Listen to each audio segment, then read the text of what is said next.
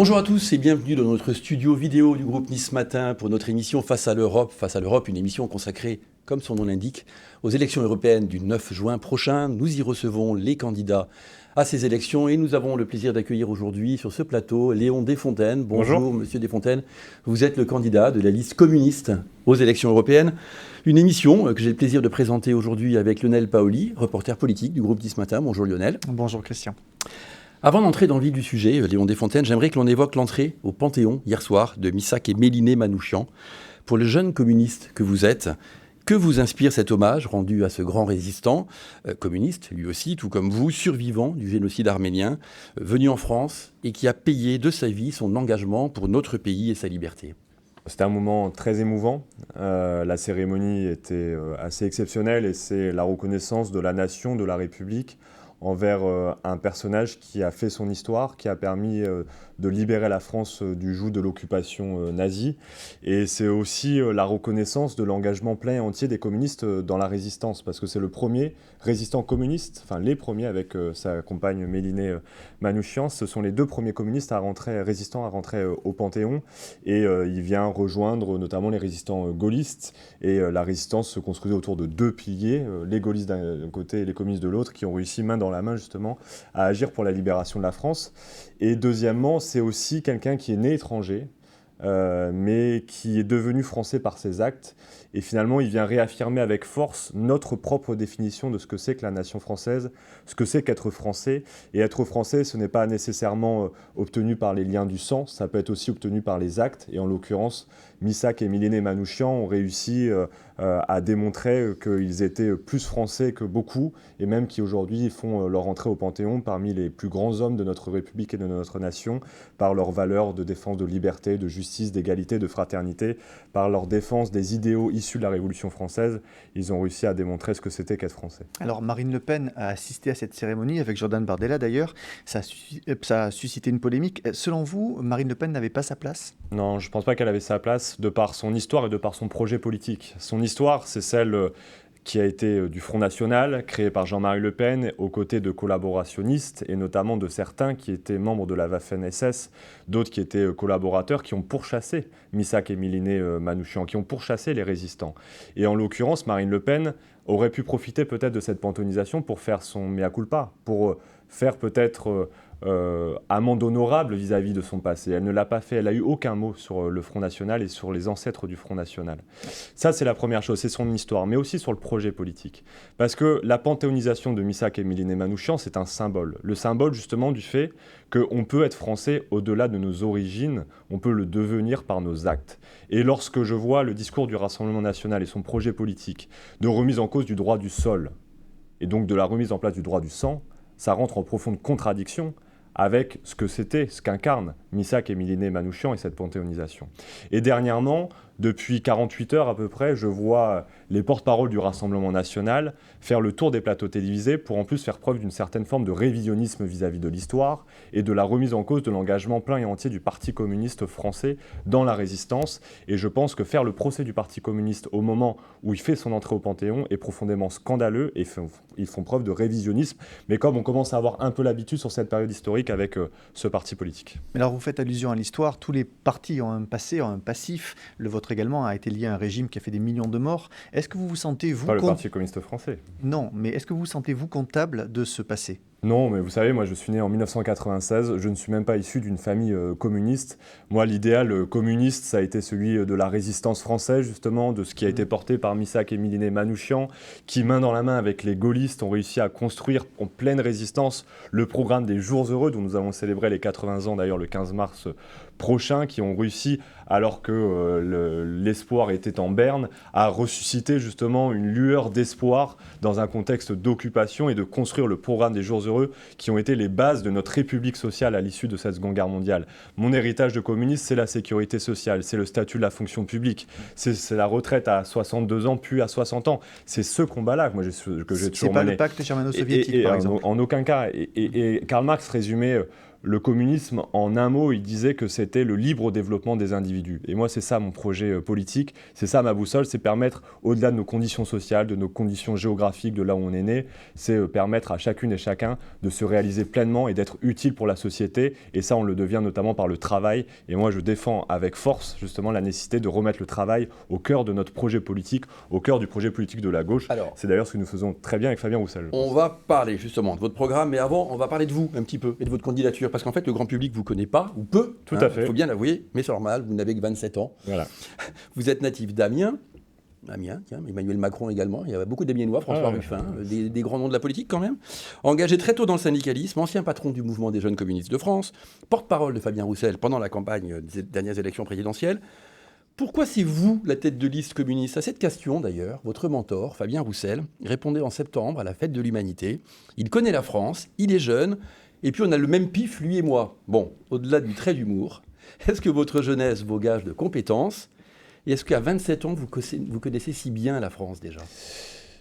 Je suis arrivé à la politique parce que, non pas de par ma famille, non pas de par mon sang, mais par rapport au territoire dans lequel j'ai grandi. Je suis originaire de la Somme, d'Amiens, j'ai grandi, et à l'âge de 12 ans, j'ai appris ce que voulait dire le mot délocalisation, désindustrialisation, et les conséquences que ça pouvait avoir sur notre population.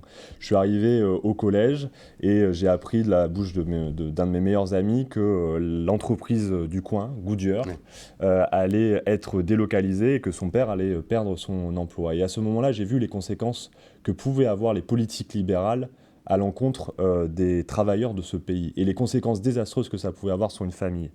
Mon histoire, c'est aussi celle de mes parents, ma mère psychothérapeute, mon père fleuriste, artisan, qui nous mettait dans la Nevada, dans les Rouges, à 4h du matin à Amiens pour aller à Rungis chercher les fleurs et qui m'ont appris ce que c'était que le respect des travailleurs et ce que c'était que le travail et faire tourner le pays. Ils m'ont appris à ne jamais me résigner, à baisser les bras.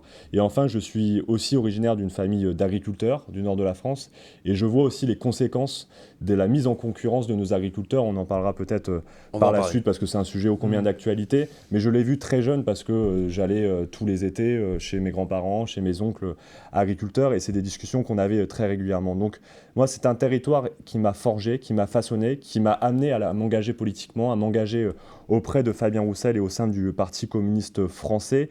Et c'est pas un hasard que la Somme est un des départements à avoir voté à l'époque le plus contre le traité constitutionnel européen. C'est le deuxième département derrière le Pas-de-Calais, parce que peut-être qu'avant tout le monde, on a vu les conséquences désastreuses des politiques libérales, de la mise en concurrence des travailleurs, de la mise en concurrence de nos agriculteurs, des conséquences que ça avait pour nos services publics. Et moi, c'est à cette population-là que je souhaite m'adresser, à celles et ceux qui ont à l'époque voté contre le TCE, à celles et ceux qui, comme moi, n'ont jamais eu leur mot à dire sur la construction européenne libérale, ou même celles et ceux qui ont pu voter à l'époque pour le traité constitutionnel européen, mais qui se rendent compte aujourd'hui des conséquences désastreuses que peut avoir la mise en concurrence ouverte à l'échelle européenne. Et donc je souhaite, durant cette campagne européenne, que nous puissions reprendre la main sur un certain nombre de nos décisions et qu'on puisse changer de cap pour l'Europe. Alors, M. Desfontaines, il y a énormément de gens qui ne comprennent pas pourquoi le Parti communiste français fait cavalier seul. C'était vraiment impossible de trouver une entente avec la NUPES?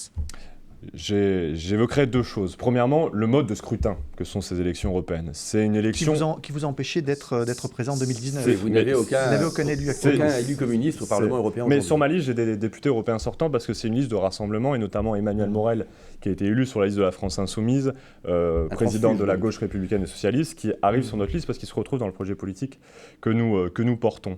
Mais tout d'abord, le mode de scrutin. C'est une élection à la proportionnelle, à un seul tour. Toutes les listes qui dépassent le seuil des 5% ont mécaniquement des élus et les 81 sièges de la France sont répartis à la proportionnelle parmi l'ensemble de ces listes. Je le dis à l'ensemble de mes partenaires à gauche, la gauche gagnera ces élections à la condition et à la seule condition qu'elles soient en capacité de faire perdre des sièges à la droite et à l'extrême droite. Et le meilleur moyen d'y parvenir, c'est de permettre à ce que l'ensemble des listes de gauche, les 4 principales notamment, puissent dépasser ce seuil des 5%. Ça, c'est la première chose. Mais c'est plus facile d'y arriver ensemble qu'individuellement.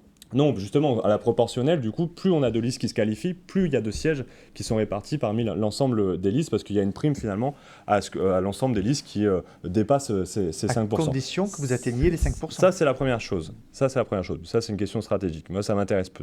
L'autre sujet, c'est la question de fond, de projet politique. Et en l'occurrence, sur les questions européennes, à gauche, on a quand même quelques différences. Et quand j'entends les discours de Raphaël Glucksmann ou de Marie Toussaint, qui nous parlent de sursaut fédéraliste, davantage d'intégration de l'Union européenne, même d'élargissement de l'Union européenne à l'Est aux pays comme la Moldavie, l'Ukraine, la Géorgie ou les pays des Balkans, je me dis heureusement qu'on a une liste à gauche qui va défendre un autre projet européen et qui sera en capacité de dire que la construction européenne libérale telle qu'elle est actuellement, nous n'en voulons pas, nous n'en voulons plus, et c'est le projet que je souhaite porter. Est-ce que nous avons des points communs à gauche? Oui, mais nous avons aussi des différences. Pardon, Monsieur Desfontaines, excusez-moi. Avec les écologistes, on comprend assez bien vos différences, avec les socialistes également, tout va bien. Avec Mélenchon, on a du mal à vraiment voir. Qu'est-ce qui vous différencie réellement? Mais ce qui nous différencie, je vous donne un exemple, le projet environnemental. C'est quand même pas un petit sujet, la question environnementale. On le voit aujourd'hui en France, l'impact du réchauffement climatique est bien présent. Et en l'occurrence, on a un discours complètement différent de l'ensemble de nos partenaires de gauche, y compris la France Insoumise sur ce sujet-là.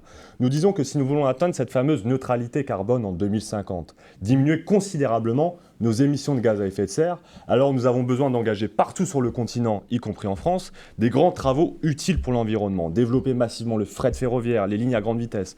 Nous soutenons la construction du Lyon-Turin, qui n'est pas si loin d'ici, qui permet de diminuer le nombre de camions entre l'Italie et la France, et qui pourrait d'ailleurs être donner un peu bol d'air frais pour la région PACA et notamment pour ce département Alpes-Maritimes en diminuant le nombre de camions sur les routes. Mais développer aussi les lignes à grande vitesse, développer chez moi dans les Hauts-de-France le fret fluvial avec le canal Seine-Nord. Donc nous disons qu'il faut planifier ces grands travaux. C'est une chose qui nous différencie. Mais l'autre, c'est que nous disons que si nous voulons répondre à l'impératif environnemental aussi, nous allons avoir besoin de réindustrialiser massivement le pays, rapprocher la production de la consommation. Et pour ça, on va avoir besoin d'énergie. Il faut que cette énergie elle soit décarbonée, donc il faut qu'elle soit électrifiée. Et il nous faut du coup beaucoup plus d'électricité, et nous disons que dans ce cas, il nous faut un mix énergétique, nucléaire et renouvelable. Et demain, en tant que député européen, et l'ensemble de mes colistiers qui seront élus avec moi, nous défendrons l'idée que l'énergie nucléaire doit redevenir une énergie verte, et c'est-à-dire qu'elle puisse avoir des aides européennes afin d'aider les États à investir dans cette énergie qui est une énergie d'avenir. Et regardons juste le contre-exemple allemand qui démontre les effets dévastateurs de la sortie du nucléaire. Et si vous êtes élu, est-ce que ça signifie que vous siégerez dans un groupe différent de la France Insoumise? Vous savez, les groupes au Parlement européen sont sur un autre fonctionnement que ce que nous connaissons chez nous nationalement, et ils sont en constante recomposition.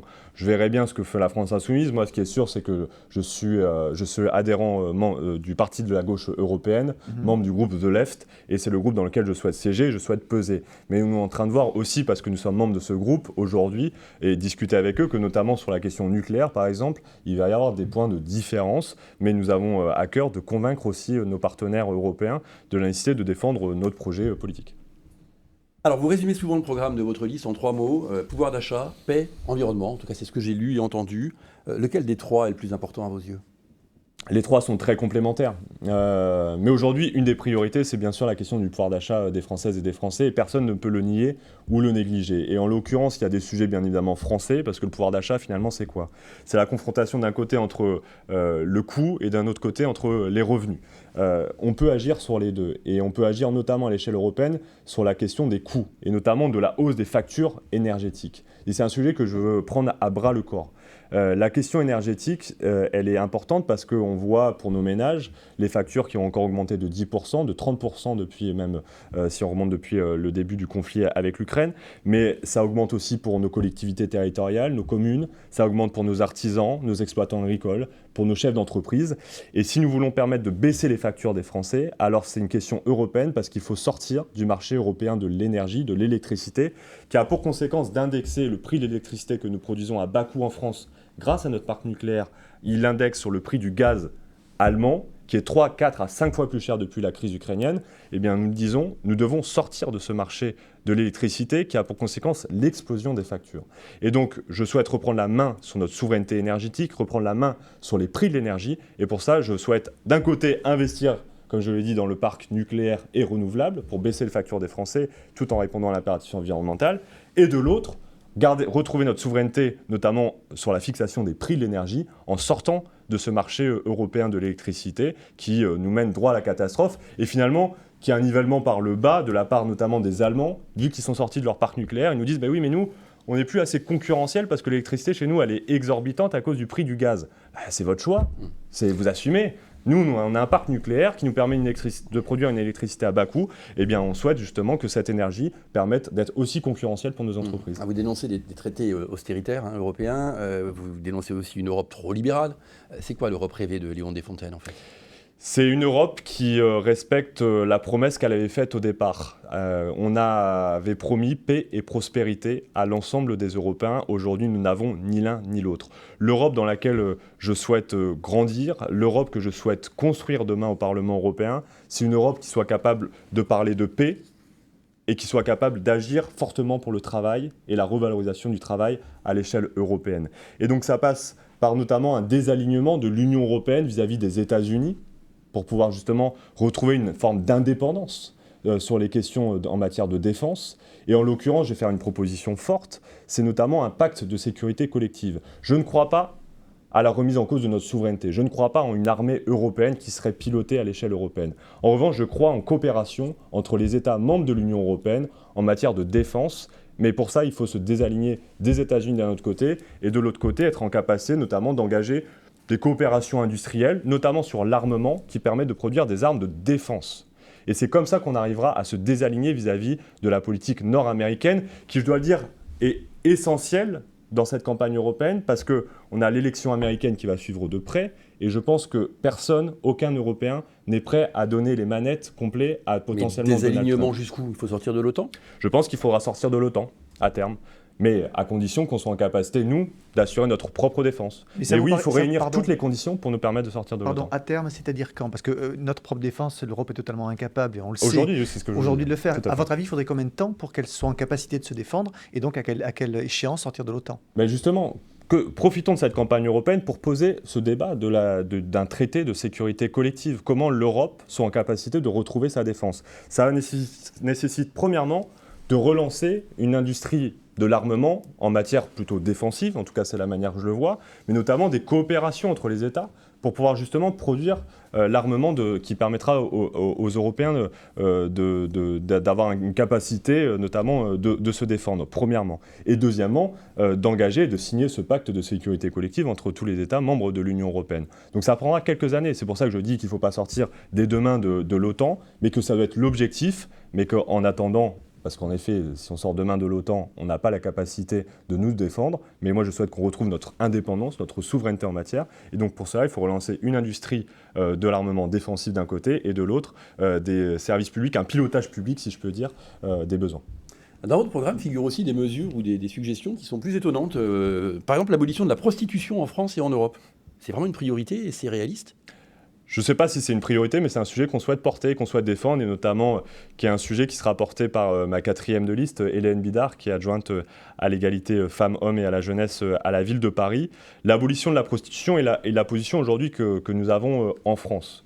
L'idée de l'abolition de la prostitution, ça veut dire que la France met en place les moyens pour permettre de financer et d'accompagner les femmes victimes de ces violences sexistes et sexuelles que sont la prostitution et de leur permettre de financer des parcours de sortie. Aujourd'hui, je vois qu'il y a des pays comme l'Allemagne ou comme l'Espagne qui ont légalisé la prostitution et les conséquences sont désastreuses. On voit se développer une prostitution à bas coût, dans des conditions désastreuses, la hausse des violences et surtout en Espagne, on a, je crois, un homme sur 4 qui a dit déjà avoir eu affaire à un tarif sexuel, à un acte sexuel tarifé, à une prostitution. Alors qu'en France, on est à moins de 12%, de 10%. Moi, je souhaite que ce chiffre diminue et permette de sortir durablement les femmes de cette violence, qui est une violence patriarcale, et je souhaite pouvoir en sortir. Et c'est aussi un débat que nous devons mener à l'échelle européenne pour que ça puisse s'appliquer sur l'ensemble du continent, parce que je pense que c'est un droit humain.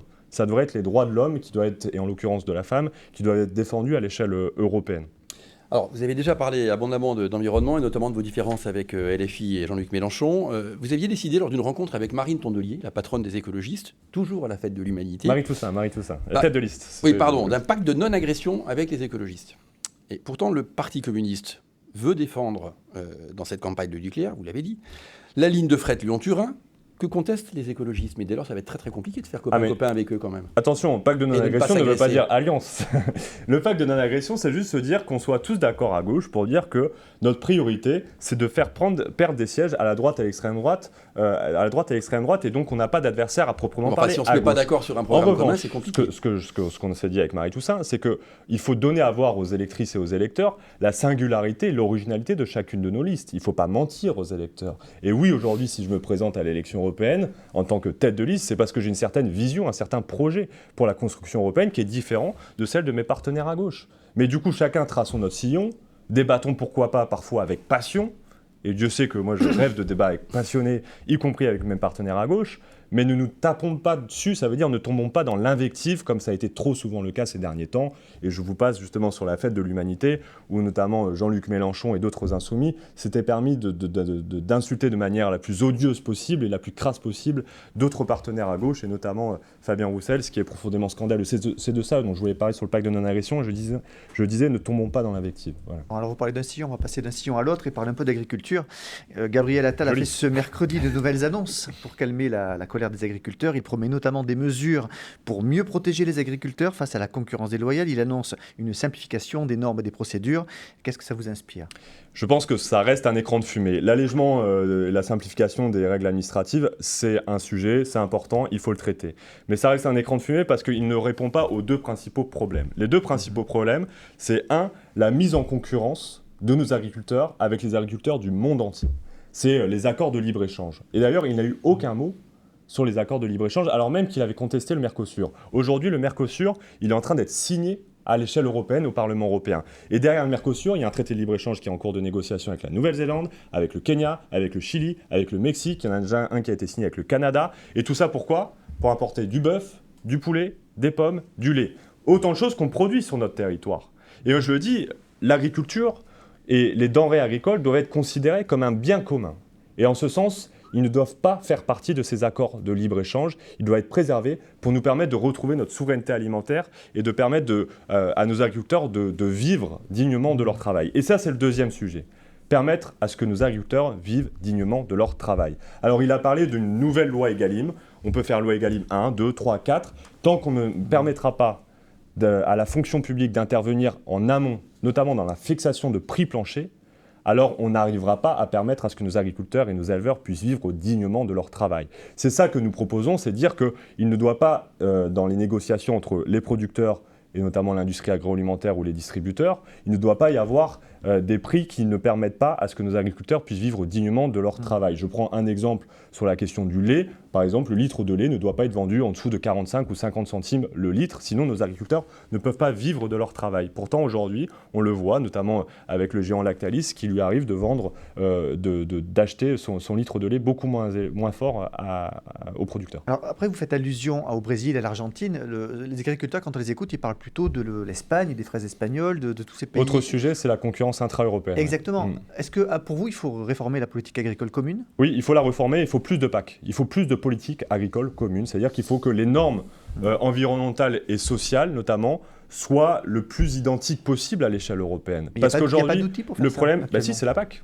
La politique agricole commune et les aides qui sont données à la PAC. La PAC, c'est ça le principe. Qu'est-ce que c'est que le principe de la PAC finalement ? Le principe de la PAC, c'est-à-dire on est dans un marché commun et oui, il y a une concurrence, une distorsion de concurrence parce que les normes ne sont pas identiques entre les pays entre eux. Et quand on produit un poulet qui est 2 fois moins cher chez nos voisins dans un marché unique, eh bien c'est une concurrence déloyale. Donc l'idée, c'était de mettre en place des normes communes à l'échelle européenne. Le problème, c'est qu'aujourd'hui, il existe un certain nombre de dérogations premièrement et que ces règles sont plus ou moins respectées par les États membres. Et bien je dis, les États membres qui ne respectent pas les règles qui sont fixées par la PAC ne doivent pas avoir d'aide de la PAC. Mais moi, je souhaite qu'il y ait davantage de PAC pour que justement, en Espagne, en France, en Italie, mais aussi en Hongrie, en Roumanie, en Pologne, on puisse avoir exactement les mêmes normes. Mais ce dont nous parlent aussi les agriculteurs depuis quelque temps, c'est la question de l'Ukraine, qui est un autre sujet.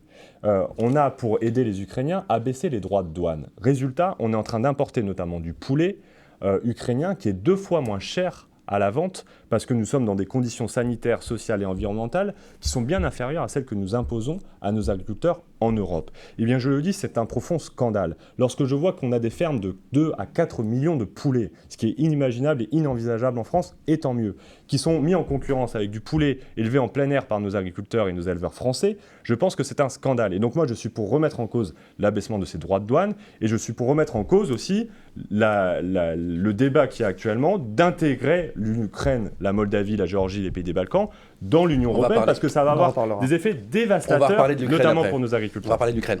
Avant de parler de l'Ukraine, on va parler un petit peu d'immigration, parce que ça sera probablement l'un des grands enjeux de cette campagne. Qu'est-ce que vous pensez du projet de loi européen en gestation ? On a beaucoup parlé lors de la loi immigration en France, dont d'ailleurs vous pouvez nous dire un mot si vous le souhaitez, de cette loi européenne qui n'est pas encore totalement sortie et validée. Tout à fait. Elle est trop dure selon vous ? Il reste encore quelques textes. Je pense qu'elle ne réglera pas le problème. En fait, la question dure, pas dure, etc., moi, c'est pas mon sujet. Mon sujet, c'est comment, déjà, premièrement, qu'on soit tous d'accord de dire qu'il y a un sujet avec l'immigration. C'est mon cas. Je ne suis pas sûr que ce soit le cas de l'ensemble de mes partenaires, mais il y a un sujet avec l'immigration. Moi, je viens des Hauts-de-France. Quand on voit ce qui se passe à Calais, quand on voit ce qui se passe aussi dans nos grandes métropoles, notamment en région parisienne, l'installation de camps de fortune, on ne peut pas dire qu'il n'y a pas un sujet avec l'immigration. Maintenant, la question qui se pose, c'est comment, justement, on règle ce sujet. Et en l'occurrence, il y a deux camps qui s'opposent. Il y a ceux qui nous disent on va faire zéro immigration, on va construire des murs. C'est Giorgia Meloni qui nous disait qu'elle allait mettre un blocus maritime pour empêcher les migrants de passer. C'est Jordan Bardella qui nous dit qu'on va construire des murs de toujours plus en plus grands pour empêcher les migrants de passer.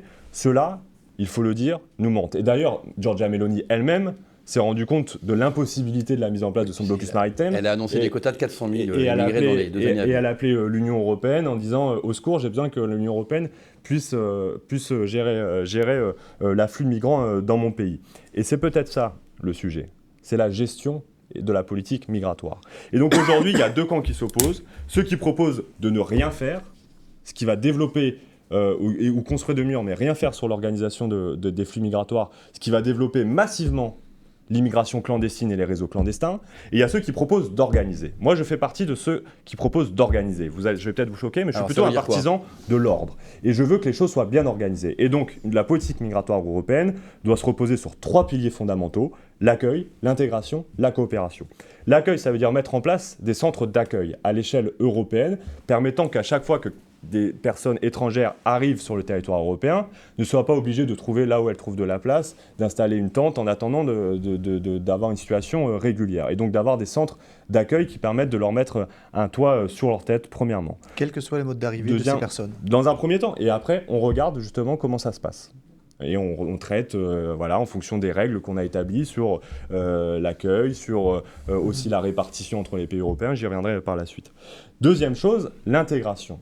Et je crois que c'est un des grands oublis de la politique migratoire française, pour le coup. Parce qu'on se contente aujourd'hui de donner ou non un titre de séjour à des personnes dans la politique migratoire. Et l'intégration est un sujet qui est occulté. Moi, je veux aujourd'hui qu'on mène une politique d'intégration. Ce n'est pas qu'aux immigrés de s'intégrer, c'est aussi à la République de mettre tout en place pour permettre à ce que chacune et chacun puisse s'intégrer pleinement dans notre République. Ça veut dire mettre en place des centres de formation, ça veut dire de recréer des services publics de proximité pour tous et tous, mais ça veut aussi dire que celles et ceux qui produisent les richesses de ce pays, qui cotisent, qui tiennent le pays à bout de bras, qui ramassent nos poubelles, qui lavent nos bureaux, mais aussi qui font tenir l'hôpital public, ses médecins, etc., puissent être régularisés, qu'il y ait même droit entre tous les travailleurs, qu'on soit en situation sans papier ou non. Et donc, il faut régulariser les travailleurs sans papier parce que je crois à l'intégration par le travail.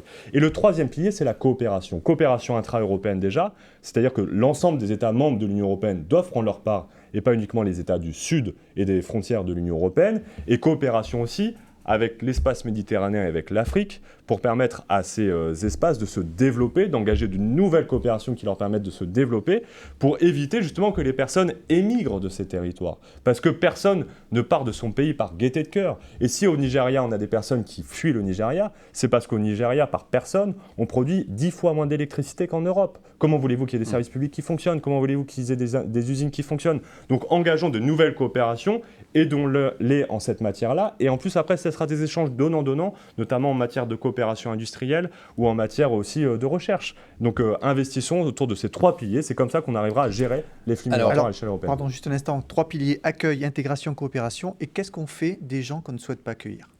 Donc il faut qu'on rétablisse les normes.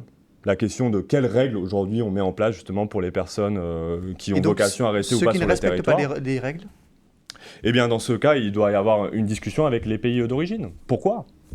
pourquoi ils sont partis. Mais moi, je souhaite qu'on intègre davantage. Mais ça existe, ça se fait depuis des décennies et ça ne fonctionne pas. Oui, mais parce que justement, on se repose uniquement sur donner ou non un titre de séjour, etc. Moi, je souhaite qu'on intègre davantage dans la population. Je souhaite qu'on accueille davantage. Je pense qu'il faut qu'il y ait davantage de régularisation et que notamment le droit d'asile soit davantage étendu d'un côté, mais qu'il y ait aussi la question de ceux qui fuient la misère aujourd'hui. Ça doit être un sujet, ce qu'on appelle les migrants économiques.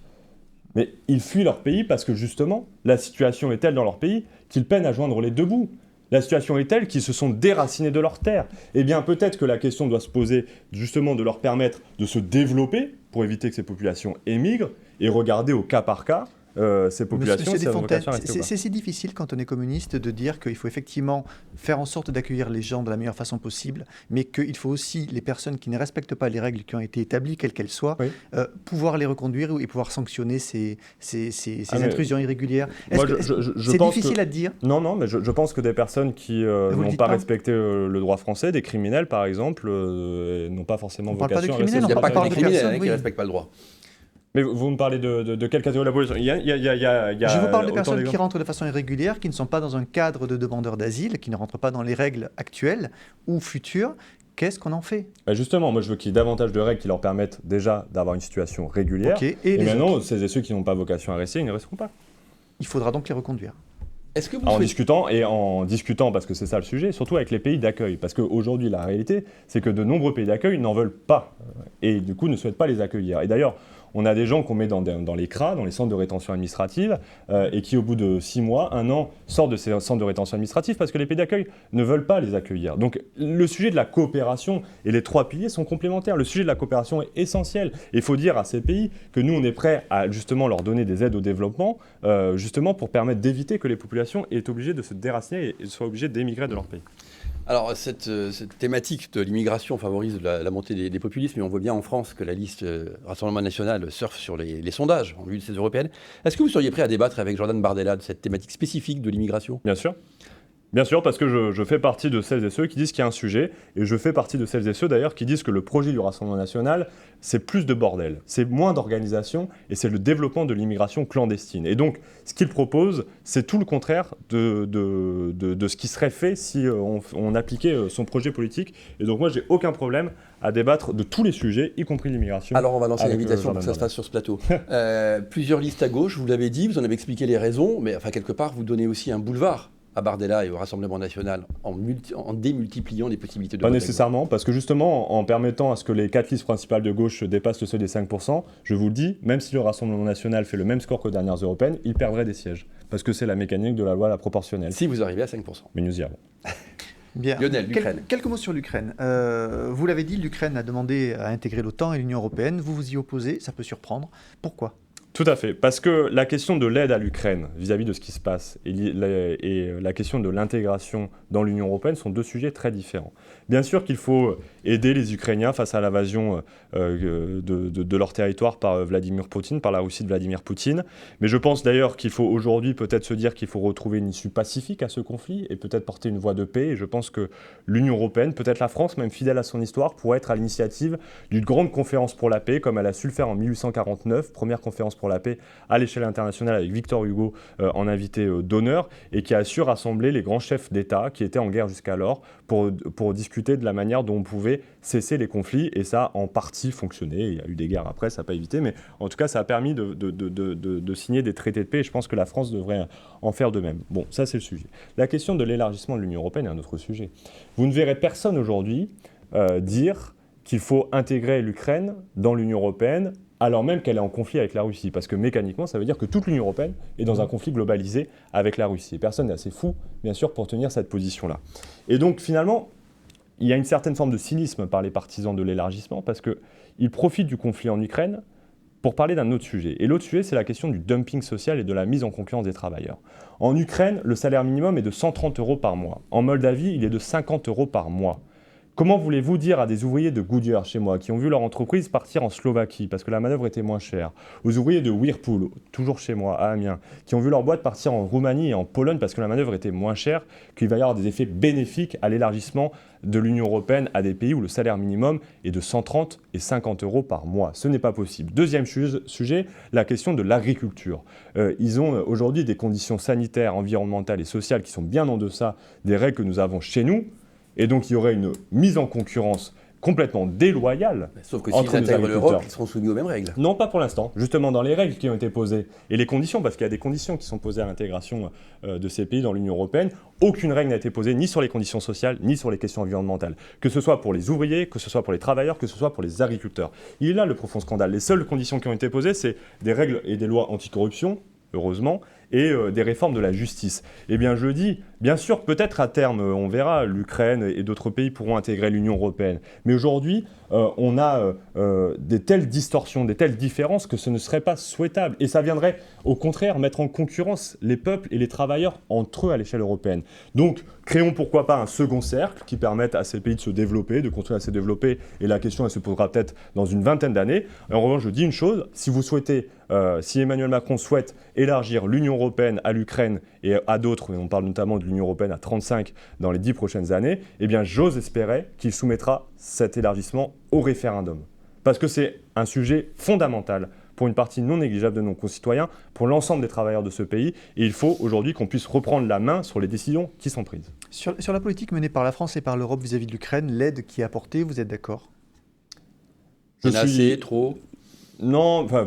Non, je ne fais pas partie de ceux qui disent qu'il n'y a pas assez, d'aide ou trop d'aides qui ont été données à l'Ukraine. Bien sûr qu'il faut aider l'Ukraine à se défendre, c'est ce que nous faisons et nous devons continuer à le faire. Nous ne pouvons pas le faire plus, je le dis, nous ne pouvons pas le faire plus. En revanche, justement, si nous voulons aider le peuple ukrainien, eh bien aujourd'hui, l'Union européenne ne devrait pas se contenter de donner des aides, elle devrait aussi mettre tout le monde autour de la table et porter un traité de paix. C'est-à-dire mettre autour de la table M. Zelensky, M. Poutine. Ça, vous savez très bien que c'est totalement utopique. Pour l'instant. Ils ont essayé de le faire. Mais non, ça n'a pas été essayé. On a arrêté d'en parler. On en parlait dans les premières semaines de l'invasion. Et aujourd'hui, on a une ligne de front qui s'étend sur 900 km en Ukraine, avec des offensives et contre-offensives, qui font plusieurs milliers de morts par semaine, qui détruisent des écoles, qui détruisent des terres agricoles, qui détruisent des villes et des villages entières, qui déracinent des populations. C'est une situation profondément insupportable. Et on nous parle d'un conflit qui pourrait durer encore 2 et 3 ans. Bah oui, l'urgence, je le dis, c'est que l'Union européenne porte une voie de paix. Et ça veut dire mettre autour de la table Zelensky et Poutine. Et on le dit, parce que pour l'instant, M. Zelensky refuse, mais on lui dit... Nous, on est prêts à continuer à vous aider face à l'invasion, mais on vous le dit aussi, il va falloir à un moment ou à un autre porter une voie de paix. Et le conflit ne se résoudra pas par la victoire d'un tel ou d'un tel. Quitte à perdre 18 ou 20% mais de toute façon, on y arrivera. De toute façon, on y arrivera. Dans 3 ans, vous entérinez le fait quand même qu'il y ait un tiers du territoire ukrainien qui soit annexé par la Russie. Je ne mets aucune condition à ce traité de paix. Je pense qu'il faut mettre les gens autour de la table et discuter notamment de ces territoires occupés. Le préalable, bien sûr, à ce traité de paix, c'est retrait des troupes russes et cessez-le-feu. Ça, c'est le préalable à un traité de paix. On ne discute pas avec les armes au poing. Ça, c'est le premier sujet. Mais le deuxième sujet, c'est aussi de se dire qu'on ne va avec aucun préalable sur ce traité de paix. On discute avec l'ONU qui est partie prenante, pourquoi pas l'Union européenne qui est partie prenante des discussions, et on prend le temps qu'il faut. Mais de toute façon, chaque conflit, chaque guerre, se finit par un traité de paix. Mais pourquoi attendre 2 ans, 3 ans? Est-ce que dans 4 ans, on se dira plus jamais ça? Dans 5 ans, on se dira plus jamais ça. Ben moi, le plus jamais ça, je le veux dès maintenant. Je veux que dès maintenant, on puisse justement mettre tout le monde autour de la table au détriment des milliers de morts. Vous connaissez bien le proverbe, si vis pacem parabellum, si tu veux la paix, prépare la guerre. Non, moi je pense que si on veut la paix, on prépare la paix, et si on veut la guerre, on prépare la guerre. Bien, j'ai une question un peu plus personnelle à vous poser, vous avez 27 ans, et on va faire un peu de politique fiction. Je sais qu'en général, tout le monde déteste ça, mais tout de même. J'adore les fictions. Ouais. Absolument. Là, je suis pas sûr que vous allez l'aimer.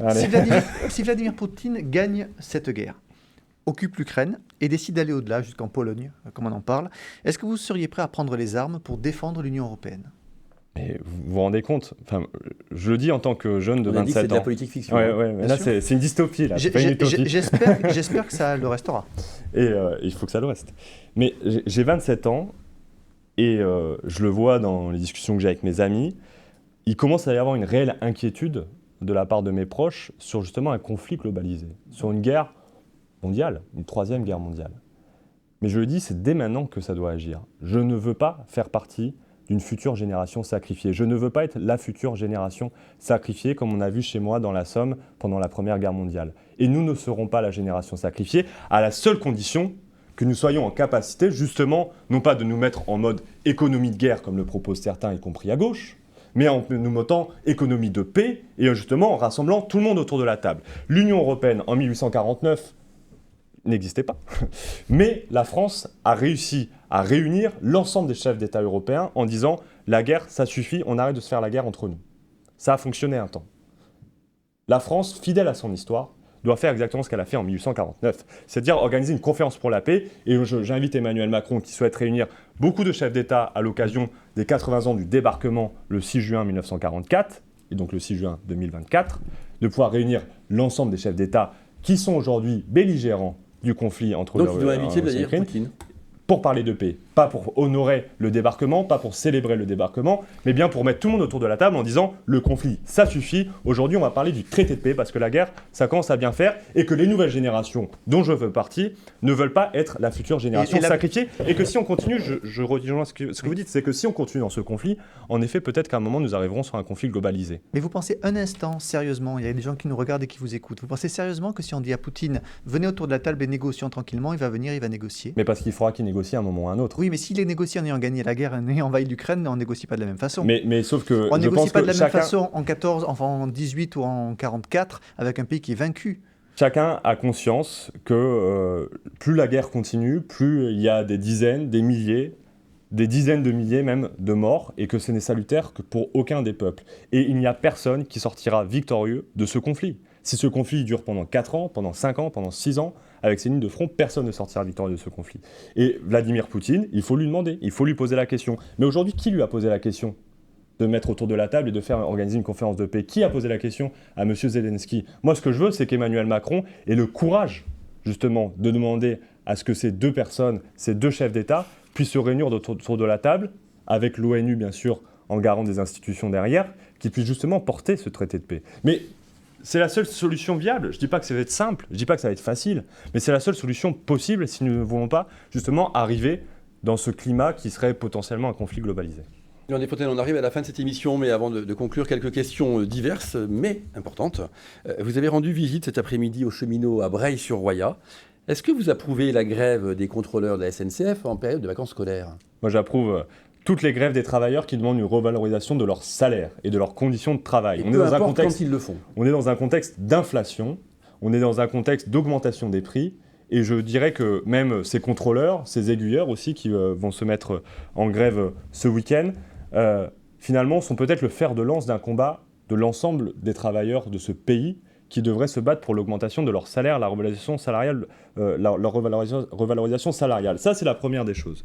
Mais le deuxième sujet, c'est aussi la question de la défense du service public. Et on a tendance un peu à occulter ce sujet-là, et notamment sur la question de la sécurité dans les trains. Ce que demandent aujourd'hui les contrôleurs, c'est qu'il y ait au moins 2 contrôleurs par TGV pour permettre de garantir une sécurité aux 600 voyageurs qui sont dans les trains. Et c'est indispensable si nous voulons garantir cet objectif de service public. Et finalement, c'est ce que nous disent ces travailleurs. Ces travailleurs, quand ils se mettent en grève pour la revalorisation, certes, de leur salaire, ce qui est salutaire, et ce qui n'est pas une mince affaire quand on voit l'inflation qui est aujourd'hui. Oui, vous pouvez comprendre. Est-ce que vous comprenez quand même l'agacement des Français parce que vous parlez de salaire sur les contrôleurs quand on a vu quelques tranches salariales? Mais ce qu'ils nous disent. Plus le fait que ça intervient en période de vacances scolaires, les Français sont majoritairement contre ce mouvement. Vous avez beaucoup de compassion pour les contrôleurs, vous n'en avez pas pour les Français qui râlent un peu là-dessus? Ce qu'ils nous disent, c'est qu'aujourd'hui, une partie non négligeable, et même des fois majoritaire de leur salaire, tombe sous forme de prime. Ils ne cotisent pas pour les retraites. Et aujourd'hui, la majorité des Français savent qu'aujourd'hui, la prime, c'est la déprime. Et donc, il faut, au contraire, transformer ces primes en salaire. C'est ce qu'ils demandent. Ils ne demandent pas forcément une augmentation considérable de leur salaire, ils demandent que l'ensemble des primes soient comptabilisées dans la retraite et deviennent même une partie prenante de leur salaire. Ça me semble être le b.a-ba et ça me semble logique. Maintenant, sur la question des vacances, vu qu'on pose la question des vacances, aujourd'hui, le premier qui bloque les vacances des Françaises et des Français, c'est le gouvernement qui refuse d'indexer les salaires sur l'inflation. Parce qu'on a près d'un Français sur 4, qui n'est pas parti en vacances en 2023, faute de moyens. Donc elle est là la réalité. Vous voulez avoir un débat sur les vacances? En effet, moi je suis prêt à mener le débat. Si nous voulons permettre à ce que chaque Française et chaque Français puisse partir en vacances, alors agissons pour l'augmentation des revenus et notamment l'augmentation des salaires. Il y a une autre question qui n'a rien à voir, c'est même deux questions en une si vous voulez bien. Le commandant de la CRS 6 dans les Alpes-Maritimes a remis à Jordan Bardella la médaille de sa compagnie. Première question, est-ce que ça vous choque? Et deuxième, immédiate après, si vous visitez la compagnie et qu'on vous remet cette médaille, est-ce que vous la refusez?